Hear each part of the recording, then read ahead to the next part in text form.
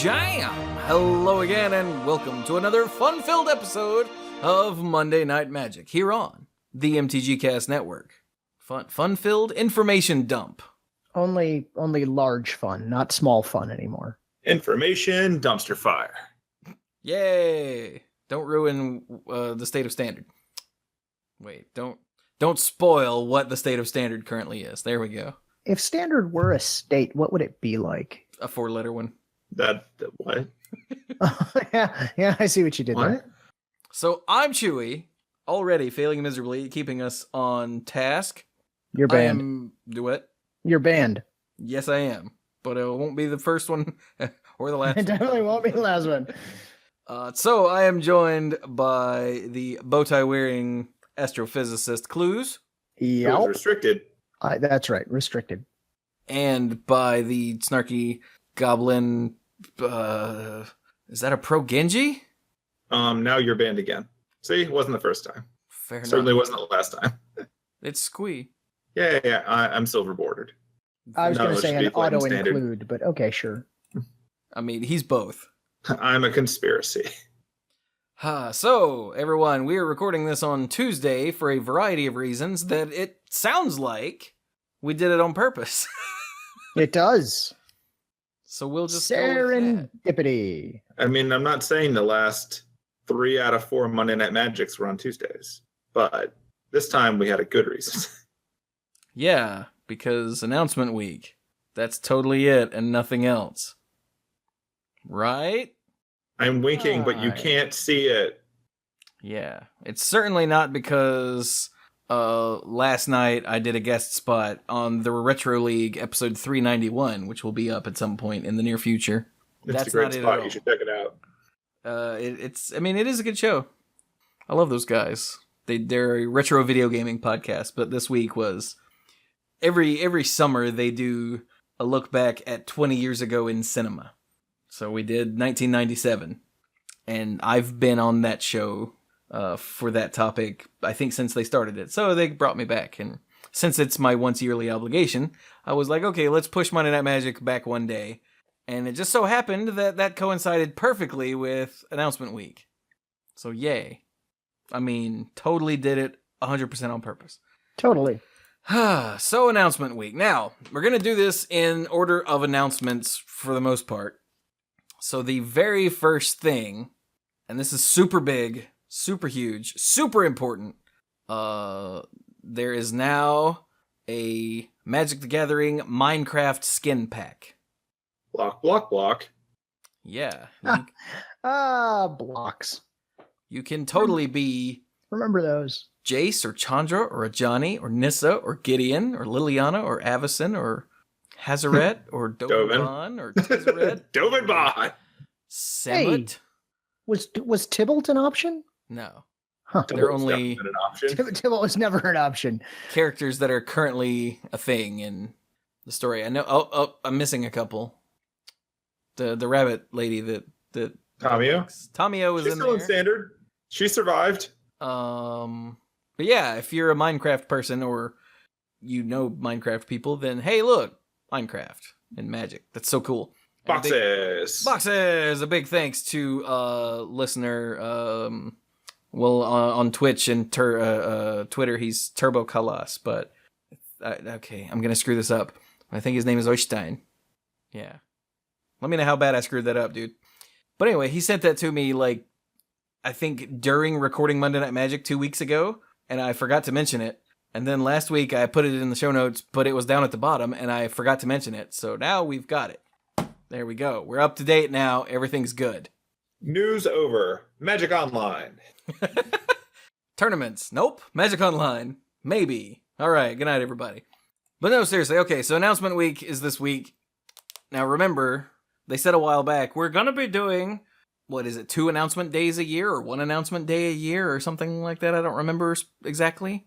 I thought it was twice a year. Okay. It doesn't really matter because they're not sticking to it. Yeah. No. And then they were like, okay, announcement is going to be in, it was like April or May. And then they went, there's so much because it's the 25th anniversary. Well, let's push it back.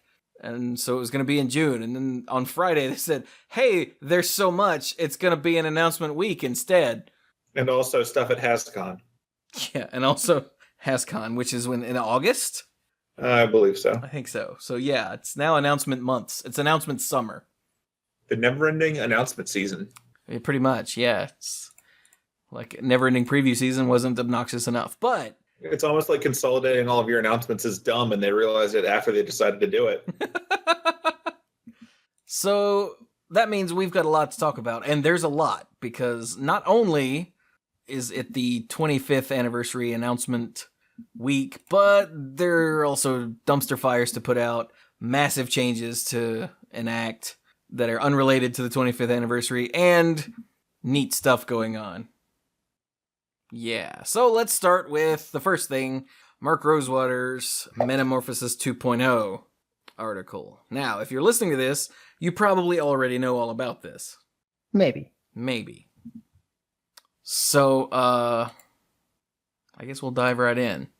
Mark Rosewater, remember the head designer? He's the head designer. Yes. Yeah. Something just hung in my throat.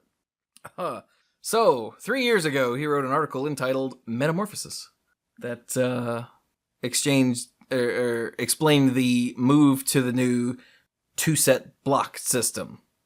And so, Metamorphosis 2.0 means another big change. And in his article, he goes over the successes of the 2-block model, some of the challenges raised by the 2-block model, and then how they're changing things based on that, because that's how Rosewater writes. Now, on this show, we're not going to do that. Oh. So, but I wrote them down and everything. Oh, well, would you like to do it that way? No. Oh, okay. It's fine. Because we can, if you like. But... No. Thousands of years ago, Magic the Gathering was set up to have a core set, followed by a large block and 2 small blocks. And then once in a while, they messed with it. But eventually, in Metamorphosis, they went big, small, big, small, big, small. And then Biggie Smalls showed up and killed everyone.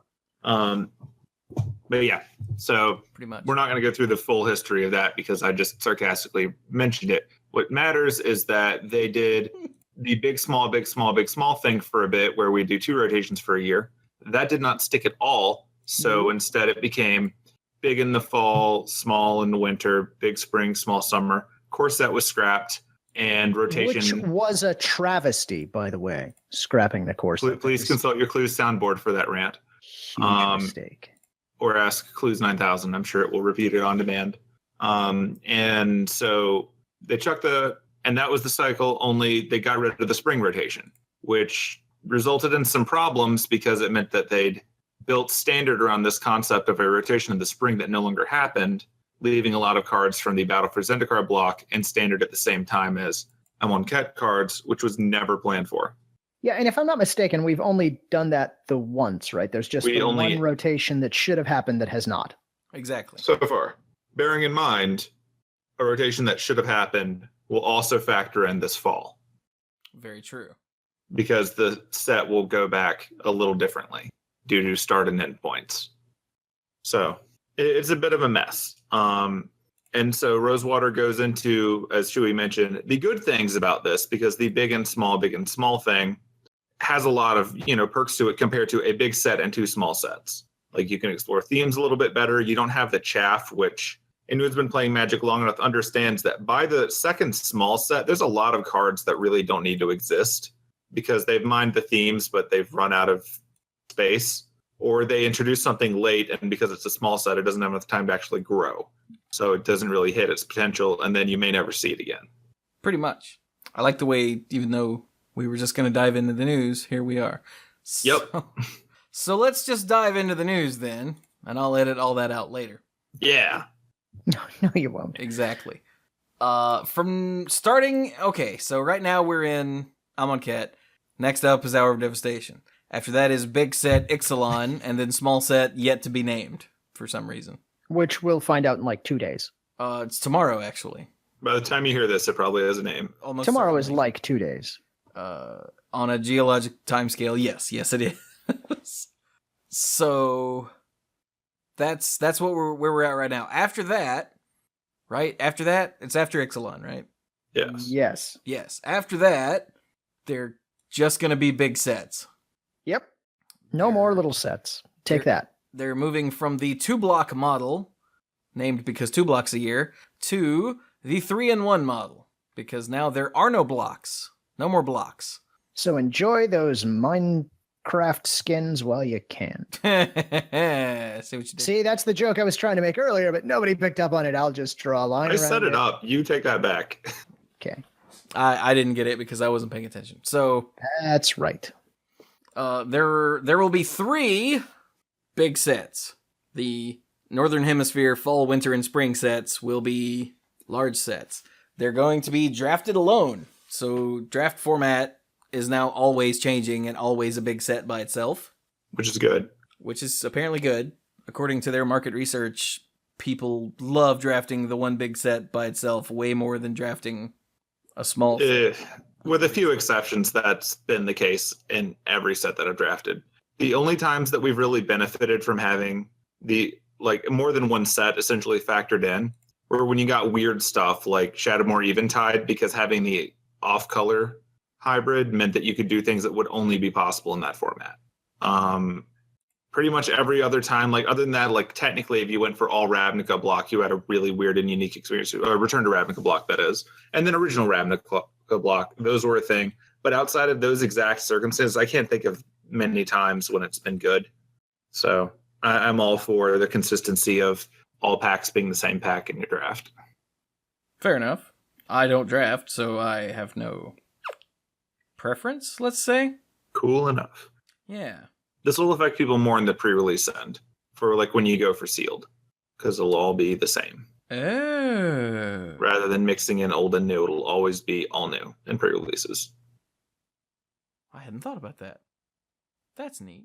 Yeah. But anyway, so yeah, fall, winter, and spring sets, large sets, draft alone. Now, supplementary stuff, this doesn't affect that, so just ignore that. Now, you'll notice there were only 3 sets listed there, and yet this is called the 3-in-1 model. Well, in the summer, they're doing kind of core sets again. Hooray! Yeah. Sorry, I like core sets. I've been saying for some time now that core sets should come back. In fact, I'm pretty sure I predicted that core sets would be coming back, and you guys told me no. That's okay. I predicted that bannings would happen, and you guys were like, no, they'd never do that, so that means Cluze and I are one each. Well, that's a spoiler for later in the show. Cluze and I are one each. Bill, what have you predicted? I've predicted a future that we won't have. Wait, is that good or bad? I was gonna say I can't tell if that's ominous or not. Yeah, I don't know. It's totally ominous. Anyway. Okay. So the core sets are going to be... Okay, so for the longest time in Magic's history, core sets were just reprints. Awesome. Shut up, Cluze. They were just reprints. There was Alpha Beta Unlimited, and then there was Revised, and that's where it started. From then on, the only cards in core sets were reprints. All the way up until 10th edition. And then they shifted gears with Magic 2010. Which brought in new cards. And then at some point, it went all new cards. Didn't it? Or mostly new cards? I would go with mostly. Definitely not all. Yeah, it went to mostly. There are always reprints in every set, so yeah. But this is going to be, they're claiming half and half. Roughly half and half. I predict that it will shift back to mostly new when people stop buying them. Yeah, in a few years. Which is what happened to the old ones. Yeah, exactly. People realized they didn't have to buy core sets anymore, so they stopped. So they started to change what was in core sets to make them to make people buy them. When I started playing, the core set was, and here's a list of cards that'll be in standard. And exactly. The whole concept of going out and buying the core set was why would I do that? I could get singles of all of these right now, and the actual day that it came out did not matter. Yep. So it was just look, Seaborn Muse is still here. Awesome. Well, that was my announcement. But because they're going to be putting new cards in there, we'll be paying attention to see what's there. It'll be interesting, I guess. But mainly it'll be their way to drop cards that don't fit flavorfully into the world that can address problems that they expect to have in the upcoming standard. And that was number one. That's one of the things that core sets did. One of their many useful functions that we didn't have anymore was, here's a way to give you tools that we know you're going to need to make standard not terrible. Here, have Pithing Needle, just off the top of my head. But another thing that core sets did and did really well is being, I guess the best way to describe them in the old block structure is kind of standalone. It was an easy way for someone who was new to Magic to not be bogged down by a bunch of weird storyline or how does this pack go with those packs when we draft and weird stuff like that. It served as a way, a transition, an easy way in for new players. And that's something that they really want the new revamped core sets to be, is that they're kind of, let's describe it not in drug pusher terms, I guess. They're a stepping stone. They're a gateway drug. Damn it, I went right back to the pusher terms. I'm sorry. But they're a way to move people from the true, I'm a brand spanking new player, I've got some sample decks, or maybe a Planeswalker deck, or God love you, maybe you bought a deck builder's toolkit, now you're not really sure what's going on, which I guess is the best way to describe someone who's picked up a deck builder's toolkit, let's say. But it's a way for those people to transition into the normal standard merry-go-round. Even though, when they got rid of core sets, Wizards said, our data shows that people aren't starting with core sets. They're starting with whatever their friends are playing. Because very few people, from their study, or from their research, just start playing Magic out of nowhere. Most people start because friends are playing Magic. And friends don't play core sets if they're already playing Magic. Are you saying that you're going to pin this blame on us? It's all of us? We're why new people start playing Magic? Not us specifically, us, the greater Magic community. The big us, not the three of us. I don't know that many people that just decide, oh, I need this expensive hobby. I was going to say, since we, number one, don't really play Magic, and number two, don't really have friends, so... That is true. I've got tons of friends. They just don't play Magic. Oh. They're great. So Cluze and I don't have friends. Got it. Right. Yeah, that's what I got out of the deal, where you guys got to be right about bad things. Oh... Huh. But yeah, like we'll see. Like I don't think these are just going to come back and be like, and here's a core set that we are just going to call a core set. I think they've learned a little bit, but I think they also were very upfront in Rosewater's article here, where it just says these will be simpler. These draft environments will be less fun over the grand scheme of time compared against a normal one, because there will not be the complicated interactions and the dynamic environment that they try to build in normal sets. It's going to be training wheels, probably. They didn't say here whether or not they're going to avoid non-vanilla or like non-evergreen keywords, which was a trait of the old core sets. The 20Xs would add like a keyword to each set, but for the most part, they were very bare bones Magic to make it easier for people to learn how to play. Mm-hmm. And I wouldn't be surprised if we went to something similar to that again. And they've got enough evergreen keywords now that I think they could probably make for a good, solid Magic format without needing too many gimmicks. But we'll see how they feel about it after it doesn't sell that well, because that's my opening prediction here, is that it's going to be the same problem as last time from a financial standpoint. But hopefully, and this, okay, so the paragraph right above the nice, happy little new animated GIF here, probably the biggest change about the new core set is a philosophy in how we think about it. In the past, we stuck the core set on equal footing with the other three major sets. But with its return, we're going to treat it differently. It has a different purpose, different priorities, and it's going to be designed with a different approach. As such, we're not going to treat it as if it's just like the main three expansions. And I think that's the key to this working. Because despite how much Cluze loves them and wishes that they would come back exactly as they were... No, I did not say that. Well, shut up, I'm using you as an example. All right, I'll be the straw man. Core sets were not good anymore. That was the point. They were failing in multiple levels. And I'm hoping that they will fix that with this reimagining. Now, mind you, we don't get to see this until, let's 2018. See, the summer, next 2018, summer. Yeah. So, we shall see. But if they're gonna design it differently, and it's gonna be half reprints and half new cards and that sort of thing, then... hopefully that means there's less of a financial strain on it. I think if they're approaching it as more of an onboarding tool and less of a giant source of revenue, they'll do a better job with it. I think the problem was before they really wanted people to buy it. Yeah. And that meant you got weird stuff like people not getting too many of them, and now this, burn uncommon costs $5. People just aren't opening them. Yeah. Now, this may also help with something that I can't prove that it's a problem, but look, bear with me. It's a pet theory that I feel like a lot of folks have been experiencing kind of a fatigue. You know, when we went to this faster rotation schedule and when we got rid of that pause that you had with the core set, it just feels like there's set after set after set. It's just a constant onslaught happening, and not just onslaught the whole time. Sorry, I couldn't help myself. But at least this will give the hardcore, true, standard grinders a kind of a pause, a break in the summer. You don't really have to worry too much about what happens in the core set since it's, not really targeted at you. Yeah. So maybe that'd be would helpful. Be nice. Also, yeah, every 3 months, like clockwork, we have a new set. We've been talking about Neverending Preview Season for years now.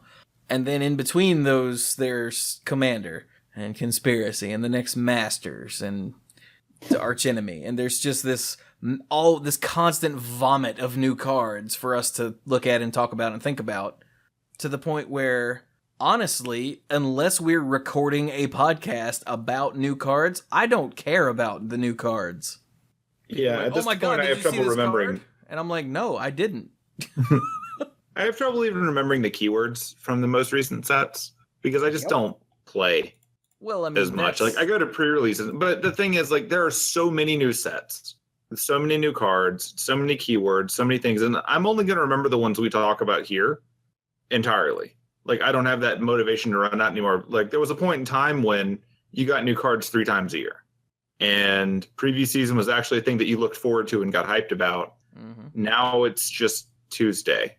Well, to be fair, we are not the target audience for that sort of thing anymore. No, we're not. We're not. And you and your I don't remember. Like, earlier before this, I could not remember the name of Aftermath to save my soul. It came to me eventually, but I'm like, the new split cards. And that's different than Neverending Preview Season. That's us not having the constant experience with the cards. So I don't think those two things are related, although I am totally on the same page with you there. Yeah, I think it's I think the fatigue from it is probably piling up, but you're right, that's not the symptom that you're going for. Yeah. So, and from a just one last thing about these new core sets, which I wonder if they'll come up with a new name for them. I'm sort of, and then we can move. Yeah, I kind of hope so too, because they're not really. You kind of don't want the baggage of what the core set had become in many people that they're targeting of this might not be familiar with that baggage. But they also might not know what Magic core set means. But either way, they'll probably just slap the years on it like they used to, just so that they can sell them in big box stores. Yeah, probably. We'll see. One last thing before we move on from this little tidbit, and that is for you Vorthos folks out there, where the core set sits. Since we're now shifting to only 3 storyline sets a year instead of 4, the core set isn't really going to be part of the main ongoing constant story, but it will give them an area where they can explore backstories or tangential stories involving characters. So it's not like if you want to follow the storyline, you have to pay close attention to the Magic core set, but it will give you something additional background-wise. Did they say they were doing that, or are you just referencing what they used to do? They did. Here. Yeah, they said that. So I just missed that when I was reading it. I just wanted to make sure. The set will have some story relevance, but more in a filling in information of the past about relevant characters way than telling a piece of the present day story. So yeah, and if you are a Vorthos person, that doesn't mean that you're screwed out of new story for 3 months. It just means that you're screwed out of main story for 3 months, but there's still story. Yeah, and it may give you a depth and background that you wouldn't have had otherwise. So I think that's kind of a nice touch. Yeah, I am glad that it's not just story, nothing. Take a break. Yeah. Yeah. So yeah, that is nice. Next up, the Gatewatch thing, which they've already mentioned, that starting with Hour of Devastation, they're easing up their focus on the Gatewatch, which, yeah, that's good. They're not taking it away from them. There will still be Gatewatch members, but they're not going to try to shoehorn every member into every story. which is cool. For all the complaining we did about the Gatewatch, they actually did a pretty good job of shifting the focus from character to character throughout each story. Yeah, that's fair. But it's still, by the end of the story, they're all there and there's a big baddie to fight and let's go. Yeah, they pretty much go full Avengers. Yeah, exactly. So they're easing up on that, and that's good. That means when the Gatewatch does come together, it'll be special. It'll mean something because holy crap, like they're all here. When they called everyone in to fight the Eldrazi and Zendikar, it was a big deal. And then it just became the norm. So it's nice that it'll get to diversify again. Plus, this also allows each block to stretch a little bit and show off its own planeswalkers, or brand new ones that are visiting, which is more fun, too. Why not Tybalt? Because Tybalt. Because Tybalt.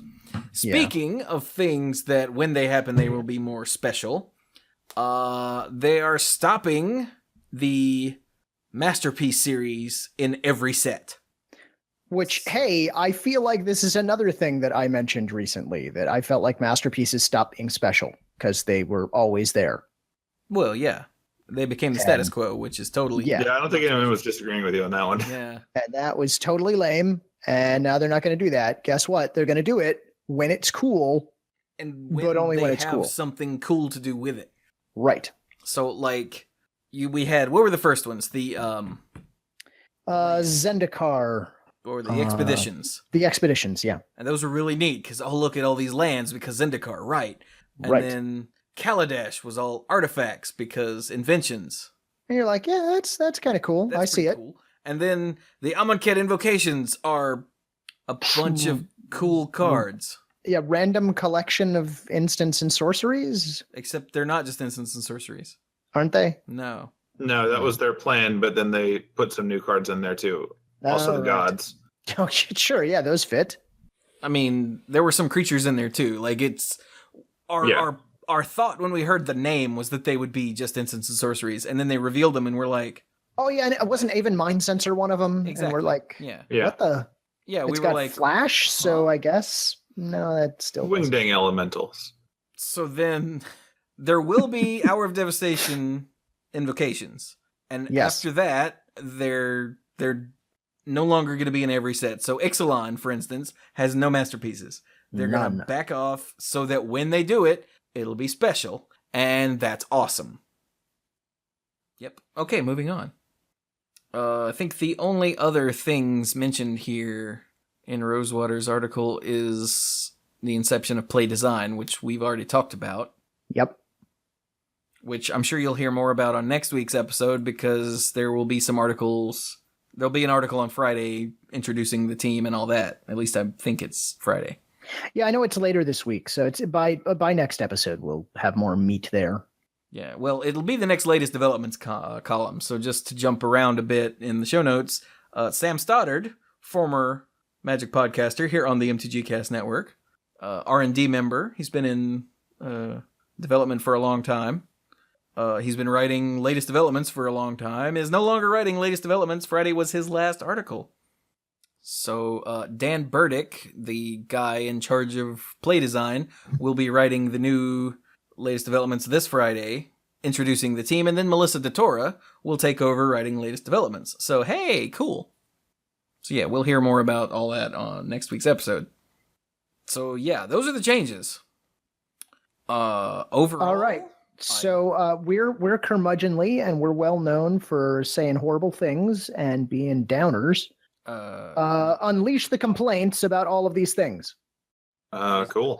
I got nothing. I still think the Corset thing is weak, but hopefully they'll be able to make it totally work. Not weak sauce. That is amazeballs. I think we should have 4 Corset. No, that's dumb. Did you just work weak sauce and amazeballs into the same sentence?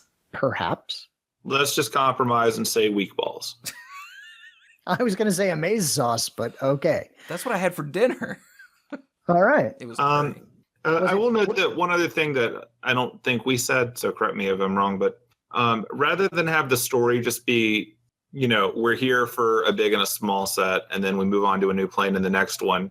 Now the story is going to go as long as it makes sense between the big blocks. Yeah, that's a very good point. Or the big sets. So you might have a story that's done in one. You might have one that spans 2, 3, God forbid 4 or 5 or whatever. Like they have the flexibility to do that now. Yes. Yeah, So could be cool.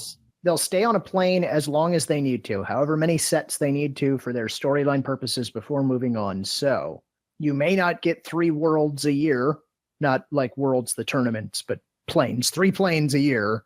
You may only get 2. You may only get 1. Maybe we'll just go to Dominaria and just stay there for the next 2 years. So, for example, Cons of Tarkir, the way that block was put together, it needed three sets. Right? You guys? Yeah, because it had cons. It had Tarkir, then it had Tarkir in the past where we went and futzed with things, and then back to Tarkir now that things got futzed. Yes. He's a scientist, ladies and gentlemen. That's right. Yeah, we used Back to the Future at the time. So we had Back to the Future 1, which was Cons of Tarkir, which was current 1985. And then you had, I can't remember the name of the middle set. Fate Reforged. Fate Reforged, which was going back to 1955. Correct. And then you had Dragons of Tarkir, which was new, better, let's say, different, 1985. And Marty McFly had a truck. Yes, so he never got to drive it, but he had one. There was no truck, then there was past, and then there was have truck.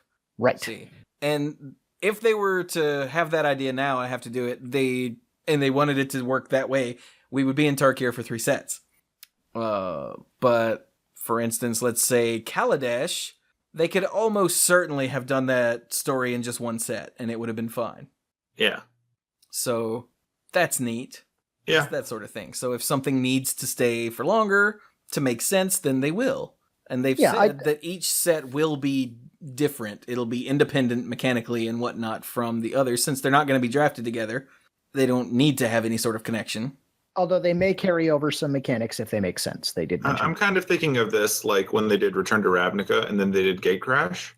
You're in the same plane. They didn't overlap the mechanics at all. The story continued forward.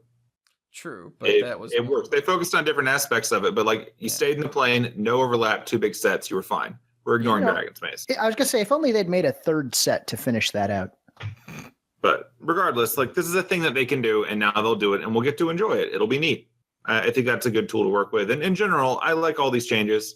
I'm fine with Summer getting a break. I'm sure that means they'll put a little more focus on whatever Masters set comes out or Conspiracy or something else instead, which is fine. Those things are catering to people that the new core set isn't.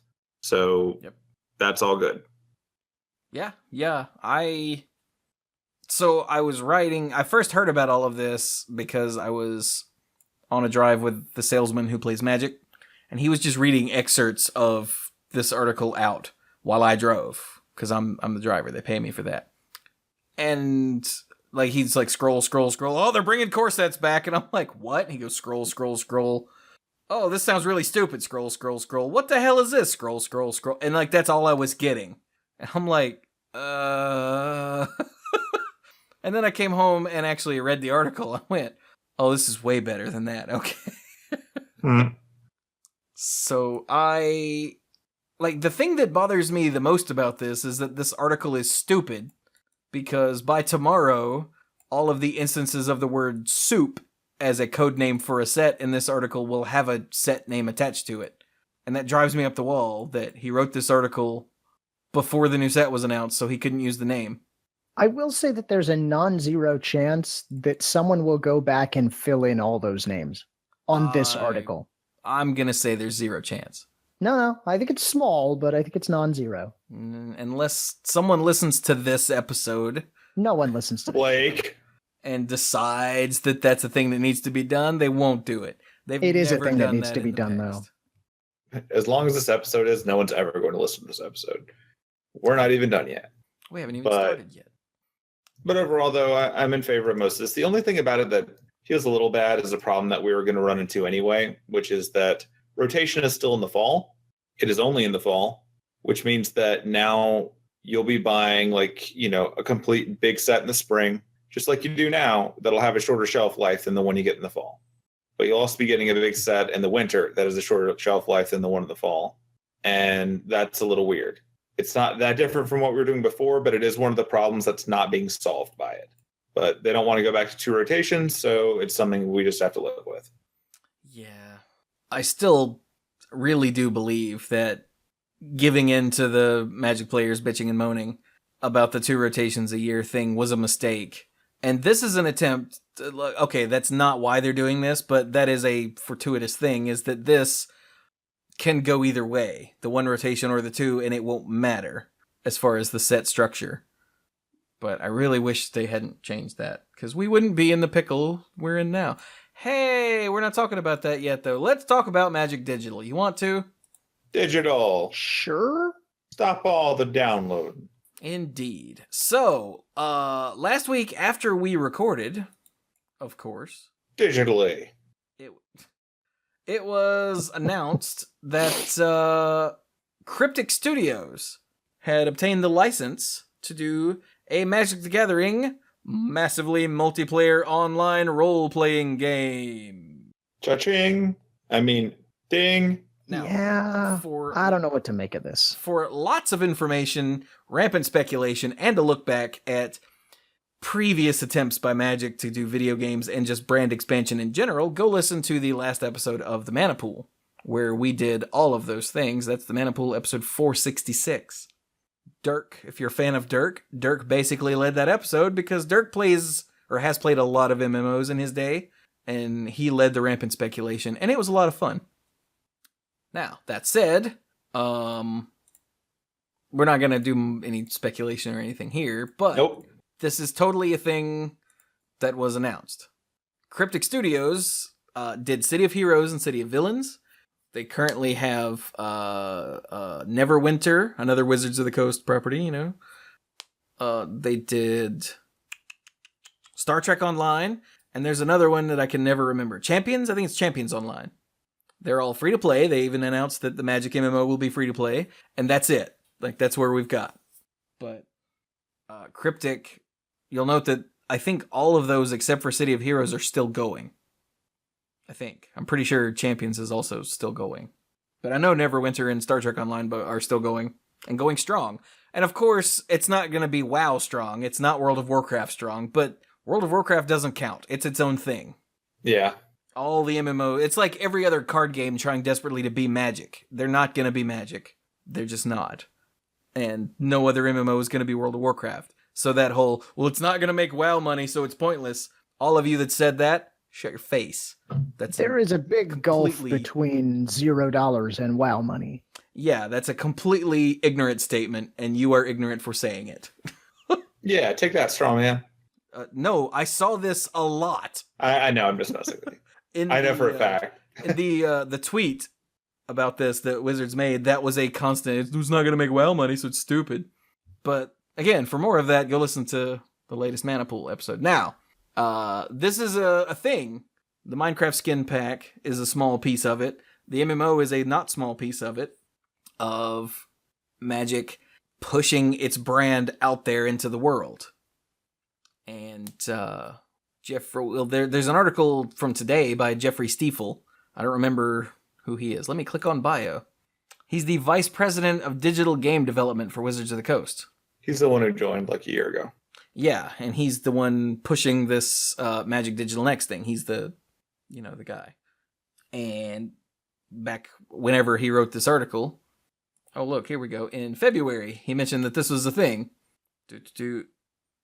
Dreams of delivering deep gameplay experiences in Magic worlds and fiction on diverse gaming platforms and genres. So, yeah. This is some of that coming to fruition. There's the MMO, and there's the first Wizards of the Coast designed game under this new umbrella is in development and underway. And that's what we know. It's a digital game, and it's going to be revealed at HasCon, or at least there will be more early playable demos at HasCon. Do what? There will be more information at minimum at HasCon. Yeah. And including, early demos. We don't know if they're going to show us more before that or not. Probably. So that's pretty cool. Magic Online is in its 15th anniversary. More about that later. But of course, because of all of that, they're getting rid of another one. Magic Duels is going away. Well, it's not. I don't know how long it's going to be up and running, but there will be no new content for Magic Duels. Amonkhet is the last thing. We don't get anything for Hour of Devastation. That's it. So for those of you that enjoy the Magic Duels story videos on my YouTube channel, sorry, I'll finish Amonkhet soon, and then that'll be that, I guess. Completion. I guess I'll go play Eternal. I don't know. Which I'm sure is something Wizards does not want to hear is, well, this card game is gone. I guess I'll go play this other non-Magic card game. But that's what happens when this happens. Yeah. I mean, they regularly referred to the purpose of duels to be acquisition. Yep. So as they're shifting towards, the strategies that involve this, return to core sets and other things like that, they may feel that duels no longer serves that purpose, or they may have another product entirely that we haven't seen yet that's coming out. Well, For all we know, they're going to release a mobile game. We have no idea. I think it's going to be some sort of a crossover with Rabbids. Okay, stop. No, we know for sure that there's a new product because I just said that. And that's got to be replacing duels. Well, sorry, that's what I meant. Like something that fills this role. Yeah, because it's a game and it's digital and it's WotC designed. Where's that money at? Microtransactions? What? Probably. But looking Not back... that Magic players know anything about that. Looking back, I understand now why they did the Amonkhet story the way they did. The story mode in all of the sets that have been released on Duels have been following the Planeswalkers and doing whatever's going on in the story. In Amonkhet, you didn't. You were a native of Amonkhet who was going through the trials. And I was like, this is really cool that it doesn't straight up, here's what Gideon saw when he first got here, and here's what happened next, and here's what happened next. Well, now I understand why they didn't want to start the story, because they weren't going to finish the story. Whoops. So, yeah. So while I am sad to see that bit of thing go, it's not like I play Duels. And I admit, Duels probably isn't even that good. I never did like the actual collecting the cards and playing the game itself. I just really love the story mode. And it'll still be there for some period of time. So if you've ever been interested, you should get it now, because you can actually play all of the story modes because it's free. So go for it. You don't have to fool with all of the buying boosters and playing and grinding daily quests to get gold to buy boosters to have the cards to play against other people, because chances are other people won't be playing it for much longer. Yeah. So there you go. That's all that's here, right? Yeah. Oh, just the if you're a Duels player or any player who wants to be involved in the next generation of Magic Digital Gaming, you should get a Wizards account. Oh yeah, much like Blizzard and a Battle.net account, it looks like everything they're doing in the future will be run through the Wizards account, which makes sense. Yeah. So just a heads up, if you haven't got one yet, but you think you're going to want any of these, just go ahead and do it now. Save yourself a headache later. Ow, that was my headache. Good job. So now for today's other big news. They banned Aetherworks Marvel in Standard. What? What? Take that, Standard. And I do think it's really funny that we made fun of it last week. Frank Karsten said, look, this thing only auto-wins like 10% of the time. Meaning, see, it's not so bad. And they are using that here. Look, it auto-wins 10% of the time. Are you serious? That was my reaction to it. It's like, wait, why are we saying this is a okay thing? Yeah.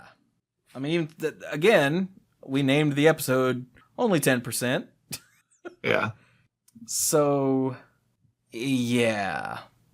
They banned it because it's, again, a name of the episode. It's damn near half of the metagame. And they're showing, where did this information come from? Magic Online Competitive Standard Leagues. The last several weeks of Magic Online Competitive Standard Leagues, which is a sample size many times larger than a weekend of Grand Prix events. Which I did not know. That's good to know. And they're showing the percentage of the field. Teamer Aetherworks was at 26.9%. The next one was 12%. And then they're showing how these decks fare against the Teamer Aetherworks deck. And most of them are over 50%. But the problem is that's Magic Online competitive standard leagues. That's not actual competitive Magic, where when you give the pros these decks to play, the Aetherworks Marvels win rate goes up. Obviously, because significant portions of the meta were Aetherworks Marvels once you got to day 2. Yeah, it's also kind of one of those things where you're looking at this right here and you can see that the second and third place decks in terms of like percentage of field are the ones that have the hardest time against Aetherworks Marvel. But all the ones that are good against Aetherworks Marvel see less play than that. So then the question becomes, well, how well do these decks play against each other? Because if Aetherworks Marvel is 27% of the field, if your deck can beat it, that's great. But if it loses to everything else, then you're not going to make it far enough. So, The data's here, but it's not nearly as conclusive as it looks. And on top of that, the more interesting thing for me is the fact that you have this data that says that all these decks can beat it, but that's not why they're getting rid of it. So there's a pair of tweets by Aaron Forsyth later in the day that I think illuminates this pretty well. So someone had tweeted at him saying that the table of data there seemed really weird, that they didn't quite understand what this win percentage was with Marvel versus against Marvel. What exactly is that? And Aaron Forsyth tweeted back, this table is accurate. Aetherworks has a greater than 50% win percentage against only 2 of the 10 most played decks in current standard. Decks adapted to beat it. And then had a follow-up tweet that said, in many ways, current standard is working how we'd want. A best deck arises, then the meta shifts to beat it. The card is so unfun, though.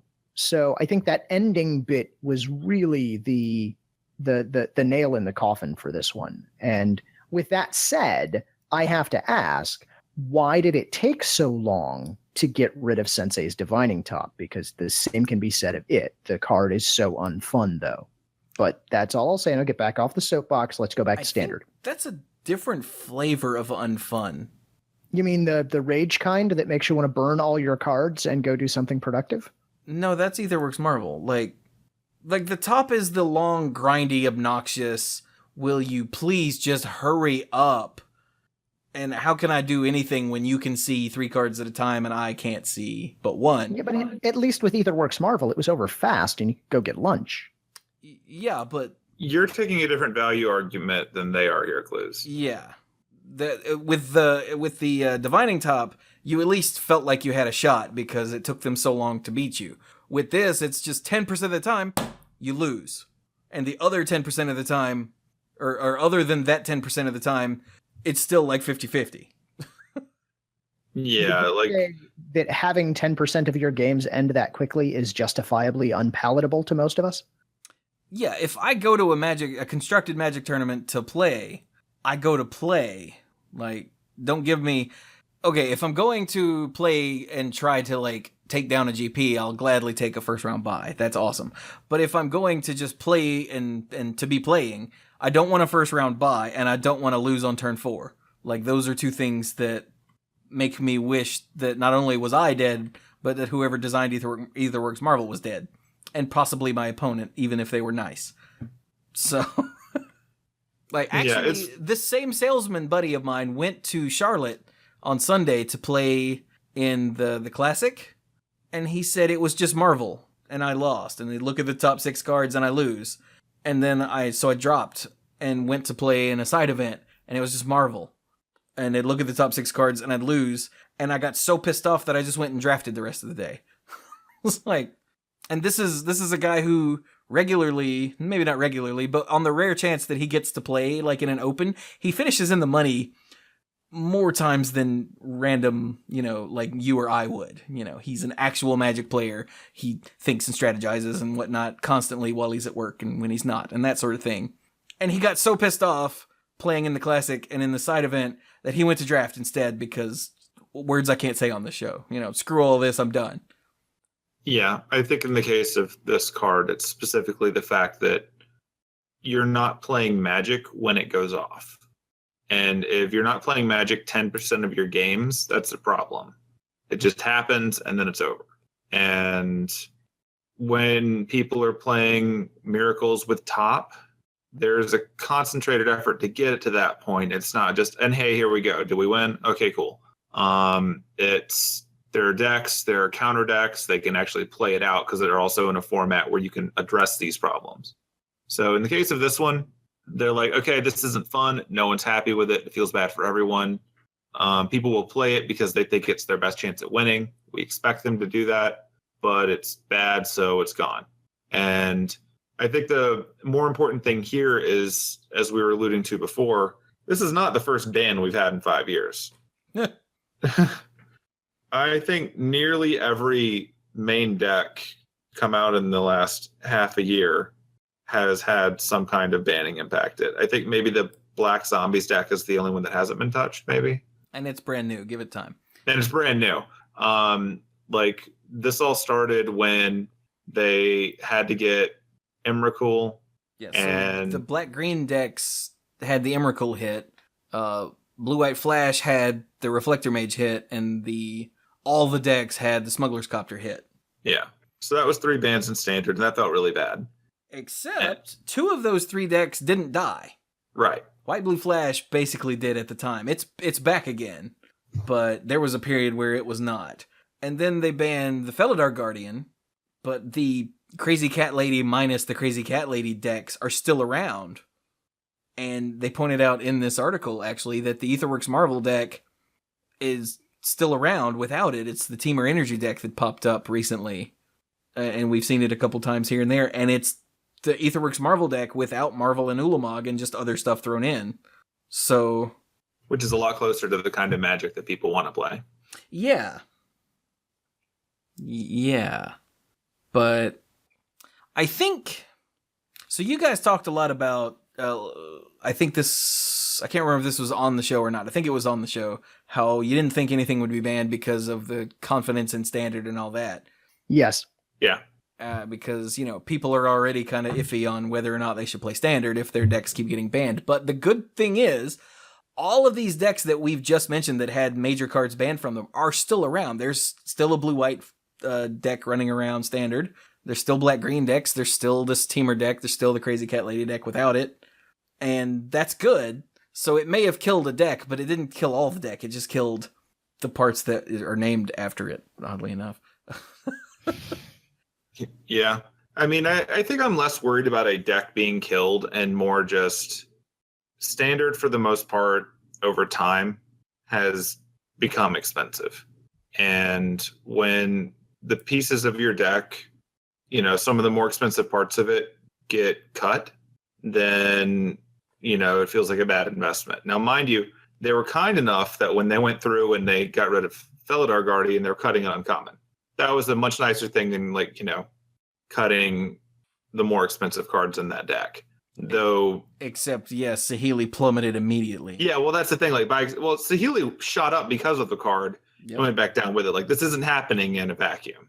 Right. Saheeli had her day in the sun, and then she dropped right back down to what I assume is like $5 right now.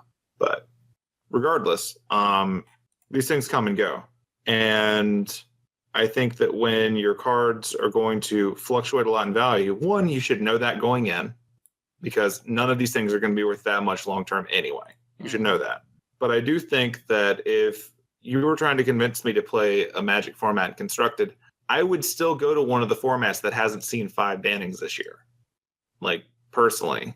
Because I also don't want to learn how to play a deck and get reasonably good with that deck and then have to, watch it get cut and then have to, relearn it and see if it's still viable or not. Because it took a while for some of them to come back, and it was entirely possible that some of them wouldn't come back. I mean, we've seen decks just die when key cards have been banned before, too. Oh, yeah. Right now, they're just working with what they've got, and it happens to be working right now, especially if, they're killing off the Marvel and it's just going straight up Teamer Energy. I'm curious to see what that format looks like, but it'll be really neat when we get to the end of this and we look back and like, hey, look, Standard's right where it was, only without these 5 cards in it. There's a possibility we'll get there, and then it'll be kind of funny.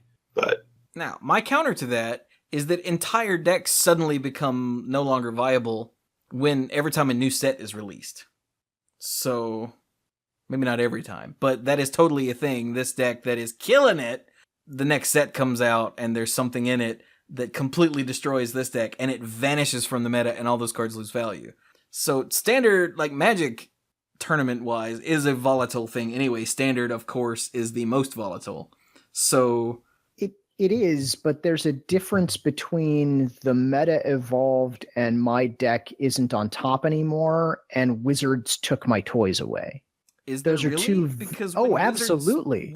Okay, well, psychologically, there's totally a difference. But Yeah, when and Wizards that's prints new cards that completely own your deck, Wizards took your toys away. It's just the players no, they figured it didn't. They gave someone else better toys. That's not the same as taking my toys. out. Okay, So I see what I you're mean, saying. for the same reason that psychologically having a creature countered is functionally identical to having a creature lightning bolted as soon as it hits the board, but they feel different. That is very true.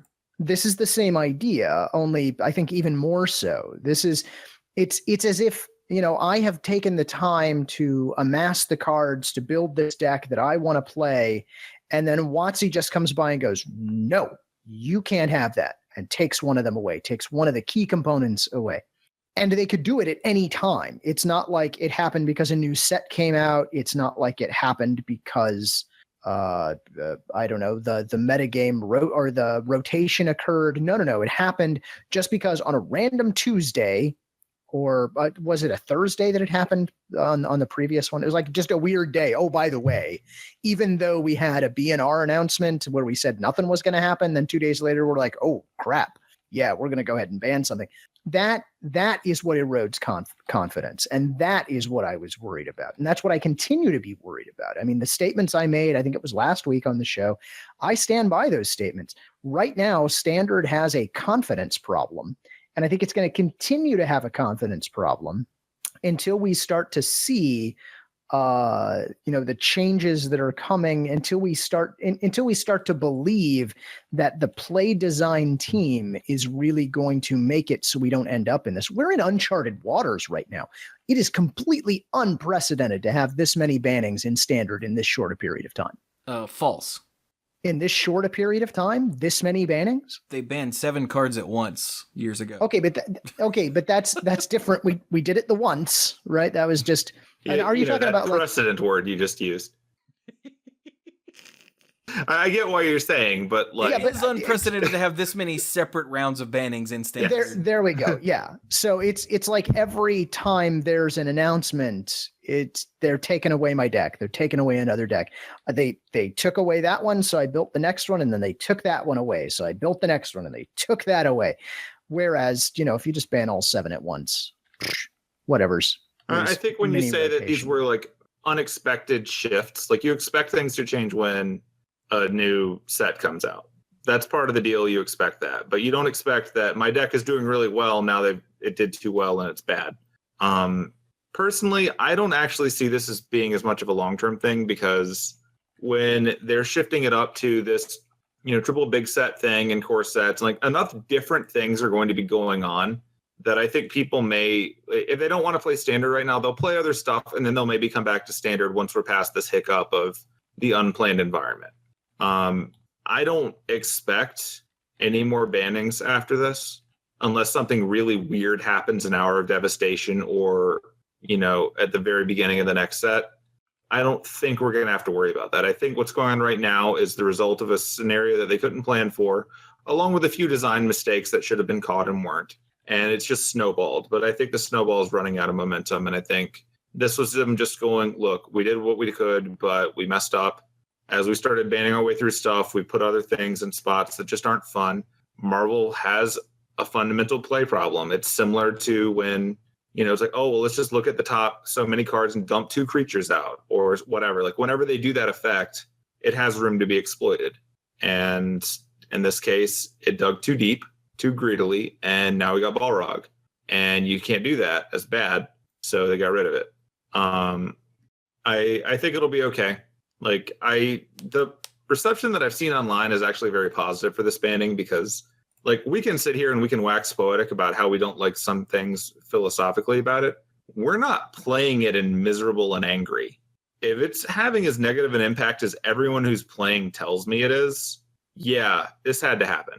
And so, cool. Kind of sucks, but needed to happen. I would much rather go through the, even if it's the 5th time of standard herding, then continue on for a long amount of time when no one wants to play or everyone who's playing is not having fun. It's never the option you want to have, but it's still an option and they're taking it. Yeah, so I think Cap put it best when he and I were discussing this earlier. That's Cap from the Lair of Lore here on MTGK. I don't even know if he still posts on MTGK. He's on Twitch. Go find him on Twitch.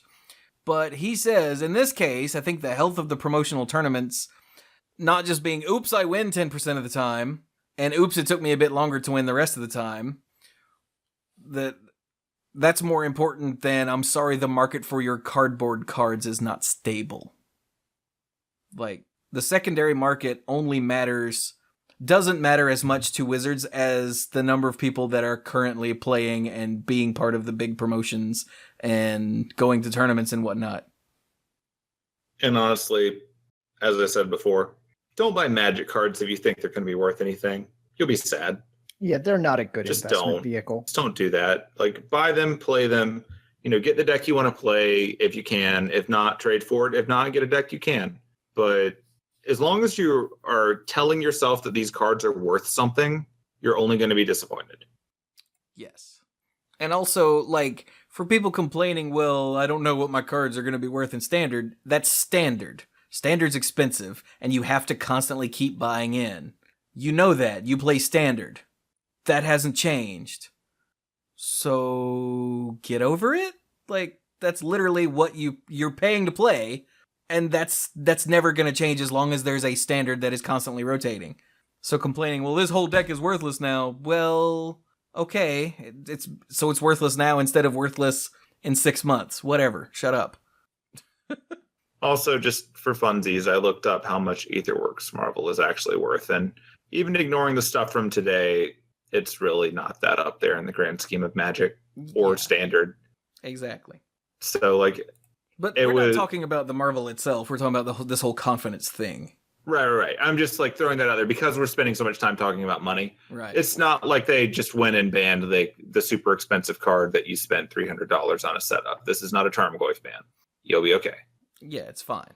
But seriously, though, try to get outside of your own, but I want to play this, and look at the greater good for Magic. That's what we're in this for. Like Cluze said last week, you don't want Standard to fail. You have to have Standard, or else you don't have Magic anymore. Yeah. So, and I think at this point, is this horse dead? I think the horse is dead. I think we're going in circles. Yes. Stupid horse. Nationwide, your horse just died. There you go. So yeah, moving on. There's a neat thing on the Magic website today. It's a series of infographics about... It's called Visualizing Magic the Gathering History because it's turning 25 this year, so that's not a small number. Next year? Next year. Game came out in 93, right? Yeah, 93, yeah. So, yeah, it's got just lots of neat information, like an infographic, because that's what it is.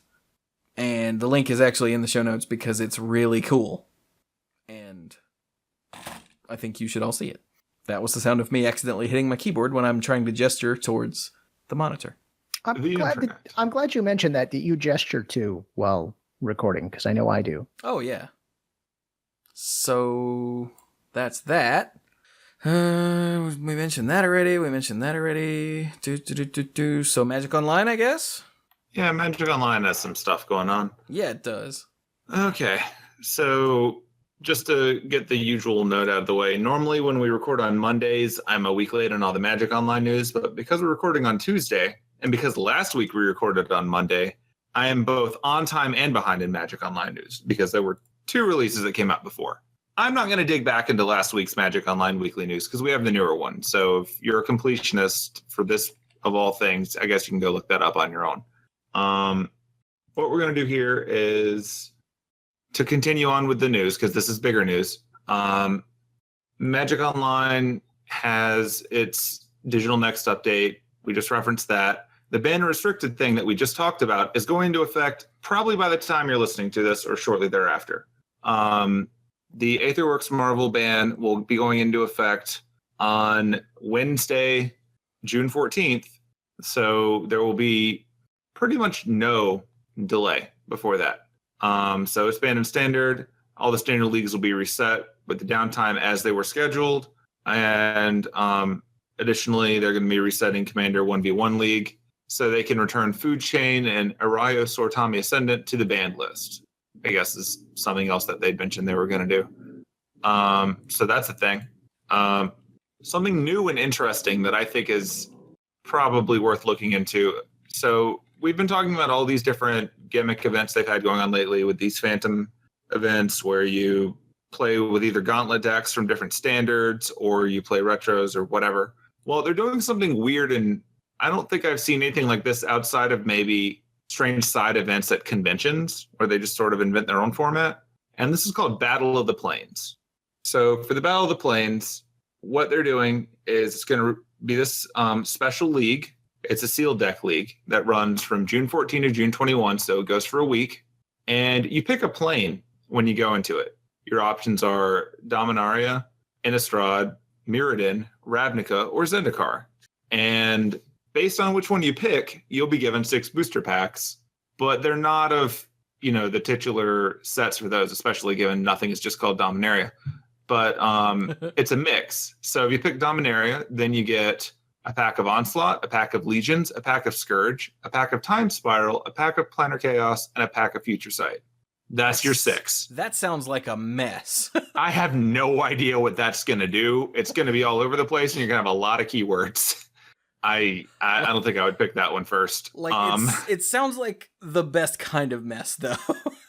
It sounds like if everyone was playing that, it would probably be amazing. But they're not all playing that, so we'll see if that works or not. If you pick Innistrad, you get 2 packs of original Innistrad, 1 pack of Dark Ascension, 1 of Shadows over Innistrad. No, 2 of Shadows over Innistrad, and 1 of Eldritch Moon. So I guess take that, Avacyn Restored. Oh, that's sad. That's oddly missing. I didn't realize that till I was saying it out loud. Okay, so then you pick Mirrodin. You get Mirrodin, Darksteel, 5th Dawn, Scars of Mirrodin, Mirrodin Besiege, and New Phyrexia. Take that, Mirrodin Pure. Yeah, for real, right? You lost. And yet that's probably going to be one of the most coherent choices because all of those decks are going to do the same thing. Good on you. I don't know about that. Well, they're all going to be artifact heavy, so... Yeah, other than artifact heavy, it'll be a thing. You get all that broken Phyrexian mana. And that 1 pack. All right, so then if you like playing with all the colors, you can pick Ravnica, where you get Ravnica, the City of Guild's original one, Guild Pack Dissension, Return to Ravnica, Gatecrash, and Dragon's Mace. So I hope you get good fixing. You probably will. Yeah, and finally, if you pick... was very heavily emphasized for the limited environment. So yeah, you probably will get... Yeah. You'll probably get some pretty good fixing and some interesting deck building choices. That'll probably be the deck that takes the longest to build after digging through that Dominaria block. I don't know what to do with that. And finally, Zendikar. You got Zendikar, World Wake, double Rise of the Eldrazi. You got 2 of them. Battle for Zendikar and Oath of the Gatewatch. And so you'll pick one of these 5 planes. You'll get your 6 packs, however they break down like that.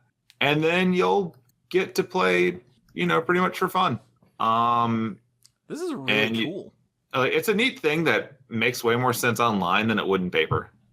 Like, good luck digging together all this stuff and then just playing with it.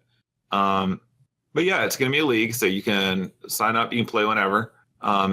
You get play points for winning. Matchmaking is not affected by plane choice, so you can end up matched against someone who chose any plane, including your own. And when the league's over, they're going to show the stats and let us know which plane wins. So if you've got some kind of pride for one of these planes, I guess this is your chance to try to support it. I don't know. The whole thing's kind of neat. Like, I like that they're doing more things like this in Magic Online now. Like, between this, like the flashback standard gauntlets and other stuff, they can just create meta games for a week, and then you can go do that. And, like, that's a little more engaging for me than just trying to run the same decks that you can find in paper. So that's pretty cool. Wouldn't it be cool if after this they had a version that was all in Japanese that was called Gatchaman? Maybe. Gatchaman's weird, though. Get it? Because Battle of the Plains, Battle of the Planets. Anyway. Yeah. They made more of that, right? I did not, no. Oh, there's a lot more. Yeah, so also for the Amonkhet draft leagues and constructed leagues, they've upped the prize payout. So they've started throwing in some Amonkhet boosters. You can see the breakdown on the link I've got here in the show notes to the 15th anniversary. So that's cool. And they've also brought back Vintage Cube because you need to play broken cards. And it will be running from June 21st until the Hour of Devastation events kick off. So it'll be running June 21 to July 10. So vintage thing, cool. But that's not all. They're throwing even more stuff at you. So they are finally introducing full trade lists, which is kind of neat because previously, if you wanted to trade stuff, you'd have to go through, you'd have to dig out cards, you have to do whatever. I never traded for an entire deck in Magic Online, but I imagine it'd be really annoying. But yeah, after the June 14 downtime, your collection will be updated to include a full trade list, your trade for your decks and binders pane. The new binder will automatically be updated to contain every digital object in your collection that could be traded, will be updated each time you add or remove a product. So this will hopefully make it a lot easier to label, this is for trade, this is not for trade. It's not replacing the binder system they have right now. It's just something else that you can use. Read over all of this stuff if you play Magic Online and you're involved in the trading, because you'll want to get this right. I haven't worked through this process, but I know that one of the fears in the past whenever they implement new binders and rules for trading is that someone's going to screw up and accidentally trade their collection.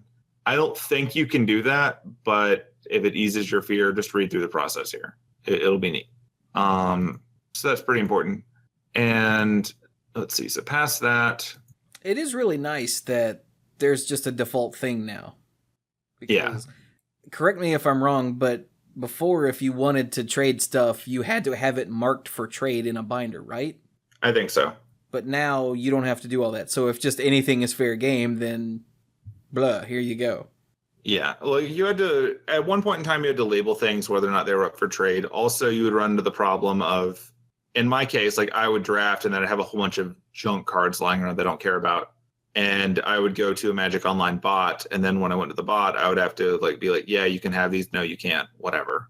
And you'd have to make sure you flagged everything accordingly, or you'd either accidentally, get rid of stuff you want to keep, or it would ignore a lot of things that you're trying to get rid of, and you're like, oh wait, it's marked as keep. Go through, fight it. All of these organizational things seem minor, but when you do this often enough, it gets pretty annoying. So it's good that they're working on actually increasing the quality of the interface instead of just adding more content to pay for. So it's good that they're slowly pushing Magic Online forward into something that people are a little bit happier with.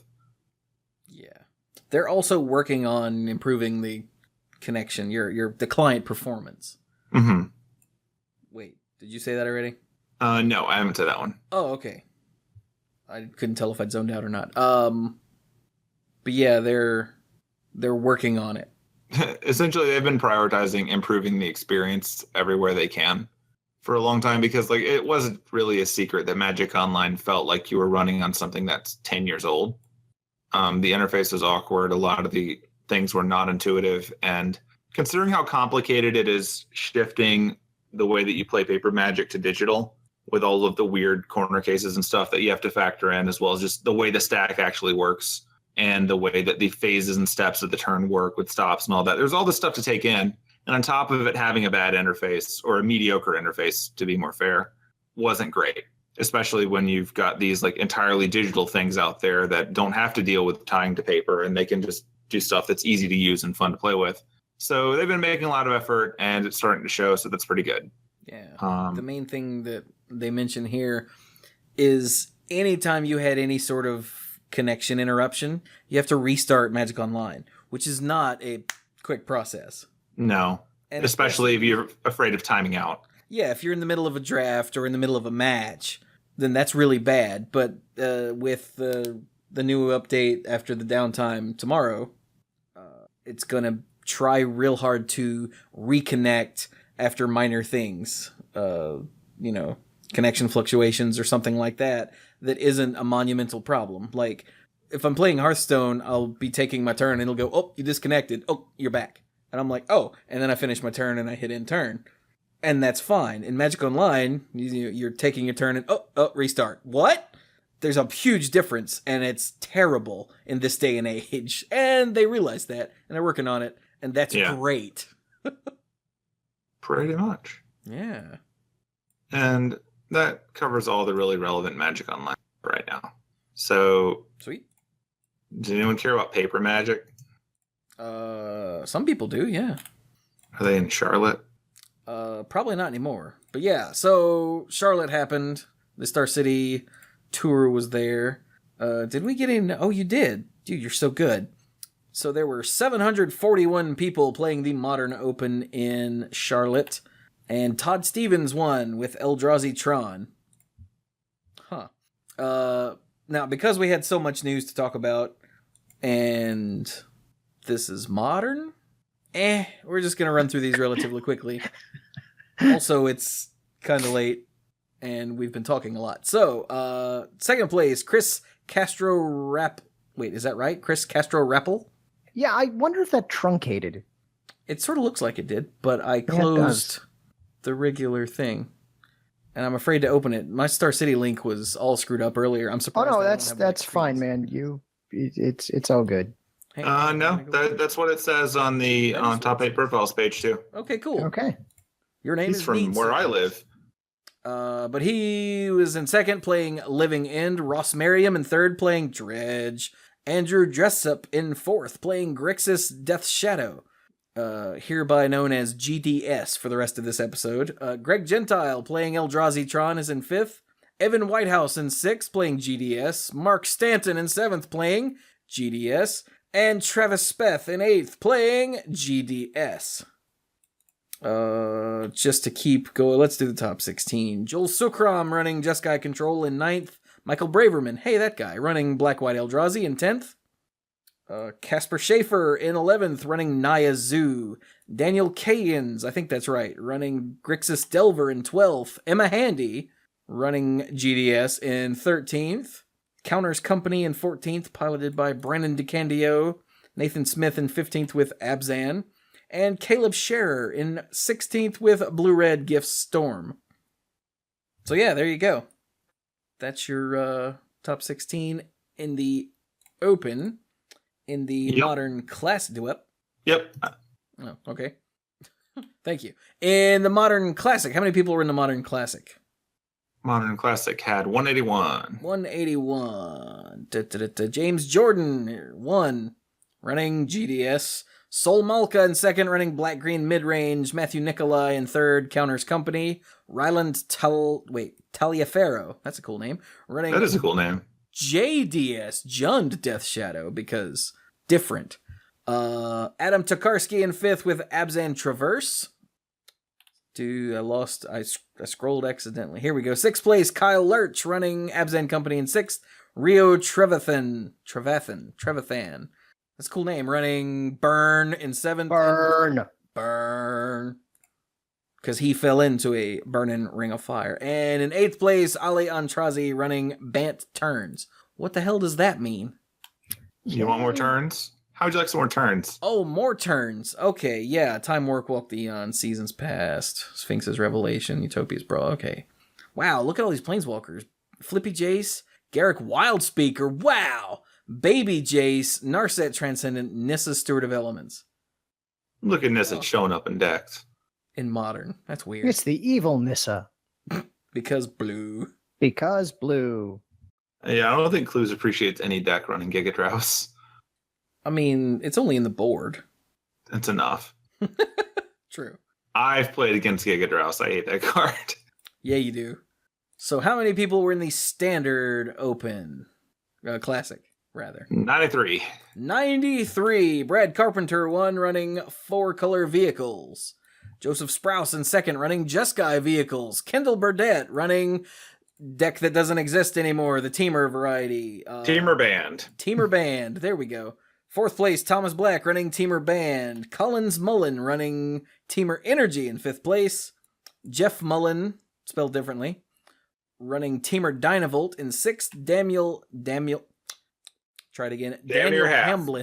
Daniel Hamblin, there we go. Damn near half. in 7th running blue-black control, and in 8th place, Antonio Zanuto running mono-black zombies. There were only 2 more instances of Teamer banned in the top 16, so that's good. And there you go. That's your Standard Classic. That's your Star City Open in Charlotte. Someday, Star City may come to Charlotte and not do Modern. I'm just happy they came back at all. That is very true. That's fair. That is absolutely fair. And a big thanks to Ben Blyweiss and everyone else who has to do with that for coming back despite it being in North Carolina. We appreciate it. Even though we weren't there, we still appreciate it. Yeah. Because North Carolina, come on and raise up, take your shirt off, spin around your head like a helicopter. Anyway. Is that a reference to something? Because I have no idea what you're talking about. Well, you're not from here, so yeah. This is true. The song is called Raise Up, and that's all I'm going to tell you. So I will not look. It's about Smuggler's Copter. It's about, yeah. Twist it around your head, spin it like a smuggler's copter. Anyway, so that is everything? I think that's everything, right? I believe so. I believe so. So next week, we will tell you all about the rest of Announcement Week, because we're not going to put off the show another day just to get set names. We'll just talk about that next week. But this stuff is very important, needs to be mentioned now. Yep. And we have, and we're done now. So what have you guys got to finish this off? Okay. You can find me on Twitter at SqueeGoblinDeBob. There's no I in Goblin because, well, I'd say it was banned, but realistically it dodged this one pretty well. I think it might be playing Minecraft, so if you see an I wandering on Minecraft, it might be mine. But yeah, past that, you can... Actually, I'm not going to any cons for a while. Huh. Neat. I get to stay home. So you'll be on Twitter and maybe Overwatch once your fatigue goes away? Once I'm done with the Overwatch fatigue, yeah. I might go back to playing Mass Effect. It's missed me, I'm sure. I mean, no one else is playing it, so... Wah, wah. I'm still enjoying it. I just needed a break from Overwatch, and now I have it. Though, yeah, you've got to figure out what you're going to stream on Twitch, dude. Got to go in there and make comments. But yeah, that's really pretty much it for me right now, so go Cluze. Wait a minute. Okay, hey. How did you handle having a break between Magic Online and your sign-out? Well, I can talk. Yeah. That helps. I kind of liked it, but... You want to just start putting the SCG events after Magic Online each week and see what happens? No. I was thinking we would just move the Magic Online news around randomly, different parts of the show. Yeah, and be like, and Bill, Magic Online, go! And you'll be like, I was breaking. Yeah, sometime we'll do it before the show starts. We'll do it before the intro. I'm not going to do that to the odds and end people. Oh, those poor people. We thank them, the poor, sad bastards. Okay, so, hey, if you want to hear more from me, Can't Imagine Why, you could find me on the Random Discard podcast, whose name I got correct this week, unlike last time. We're talking Disney movies right now on the latest episode, so look for that. It's a 2-parter. It's going to be great, let's say. Not Pixar movies, Disney movies. I just want to be clear about that. Pixar movies come later. If you want to talk to me directly, if you want to communicate with me in some sort of like not quite real time sort of a way, you can hit me up on Twitter. It is at Lacluyze, spelled just like it is in the show notes. I think that's everything that I've got. So I will hand it over to Chewie. Sorry. By the way, thank you, Squee. The final link in the main links in the show notes right above the Magic Online section is what just made me giggle. By the way, listeners, I highly recommend you go click on it if you need a laugh. And now it's on the screen and I can't stop looking at it. Okay. Yeah, you can find me all over the internet as the Manapool. So if you want to find me on Twitter at the Manapool. If you want to watch my YouTube videos, it's youtube.com/themanapool. If you want to see me stream stuff, it's twitch.tv/themanapool.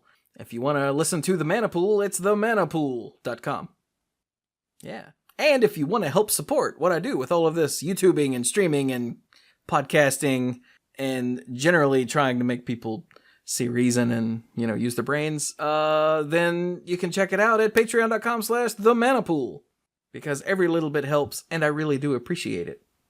You can get YouTube videos and Manapool episodes early. You can get the odds and ends, all the stuff recorded before and after both Monday Night Magic and the Manapool.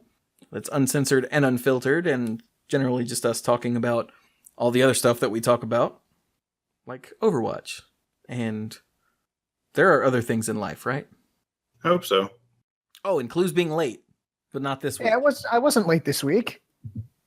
And what I had for dinner, I guess. That's a thing we usually talk about, is food. Until we get on the comic book rant, yeah. Pretty much, yeah. Speaking of which, I just let Mom borrow she brought back The Return of Thanos and the Infinity Gauntlet and wanted to read more stuff. So I gave her 3 more books. But you'll have to hear about that in the odds and ends. Unfortunately, one of them was the Infinity War. But, there's other good stuff. So yeah, all over the internet, the Manapool, that's me. Manapool. So, this has been, what's the episode of this? 564. 64. Yeah, big thanks as always to Cluze and Squee. I love you guys. Of course. Survival. Optional. And yeah, so that's that. Thank you all so very much for listening, and go play some Magic.